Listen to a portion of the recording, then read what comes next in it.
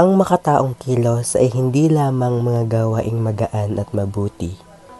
Ito ay mga hakbang na nagpapakita ng ating pagnanais na gawing mas magaan at mas maganda ang buhay ng bawat isa.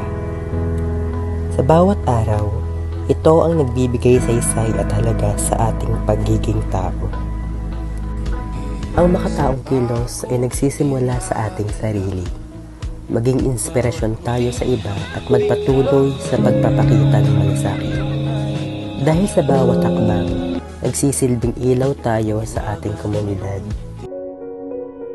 Narito ang mga tanong na aming ihahatid sa SK Official.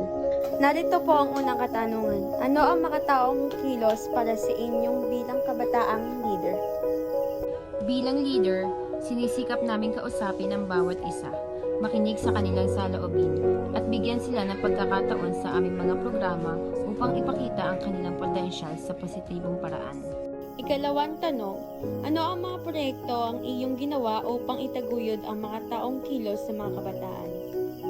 Ilan sa aming mga proyekto ay ang clean-up drives at sports event na hindi lamang nagpapalakas ng samahan kundi nagtuturo rin ng malasakit at disiplina. Ikatlong tanong, paano ninyo hinaharap ang mga kabataang may negatibong karanasan at hinihikayat silang gumawa ng positibong kilos? Bilang leader, sinisikap namin kausapin ang bawat isa, makinig sa kanilang mga salubin at bigyan sila ng pagkakataon sa aming mga programa upang ipakita ang kanilang potensyal sa positibong paraan. Ang aking mensahe, simple, bawat kilos natin ay may epekto, kaya natin gawin ito makabuluhan at makatao para sa mas magandang kinabukasan ng ating komunidad.